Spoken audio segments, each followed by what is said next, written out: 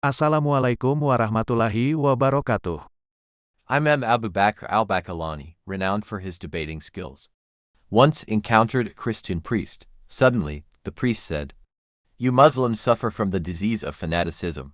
Imam al-Bakalani asked, "What do you mean?" The Christian said, "You allow Muslim men to marry women of the people of the book, whether they be Jewish or Christian, while you do not permit anyone other than Muslims to marry Muslim girls." Imam al-Bakalani then said to the priest, "We permit marriage with Jewish women because we believe in the Prophet Moses, peace be upon him. We permit marriage with Christian women because we believe in the Prophet Jesus, peace be upon him. And for you, whenever you believe in Prophet Muhammad, peace be upon him, we will then marry you to our daughters." The priest fell silent. Imam Abu Bakr al-Bakalani was a great scholar of his time. He was chosen by the king of Iraq at that time, and sent him to debate the Christians in Constantinople in the year 371 Hijri. Upon hearing of Imam al-Bakalani's arrival, the Roman king ordered his guards to narrow the entrance to the king's chamber.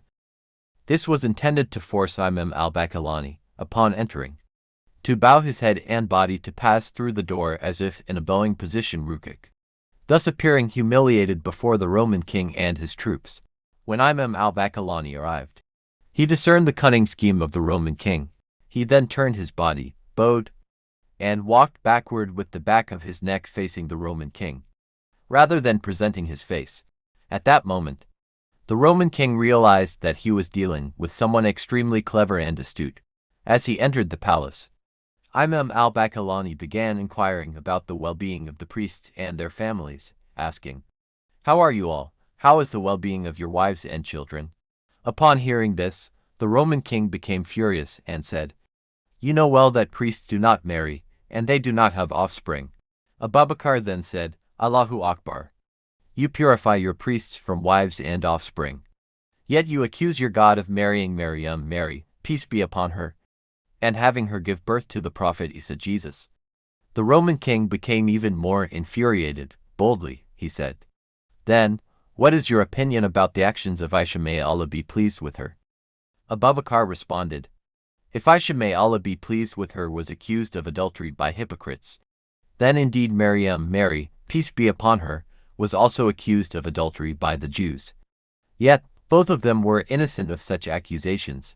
However, Aisha, may Allah be pleased with her, is married but does not have children, whereas Maryam, Mary, peace be upon her, has a child without being married. So, who among them is more deserving of being falsely accused? Though, of course, both of them are far from such baseless accusations." The Roman king became even more agitated, and his anger reached its peak. He asked, "Did your prophet engage in warfare?" Abu Bakr replied, "Yes." The king asked, "Did he fight at the front lines?" Abu Bakr answered, "Yes." The king continued, "Did he achieve victory?"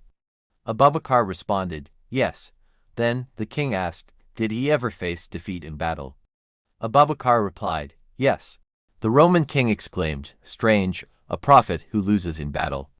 Abu Bakr responded, "Even stranger, a God who is crucified." The king fell silent at these words. Thank you for watching. I hope it was beneficial. Assalamualaikum warahmatullahi wabarakatuh.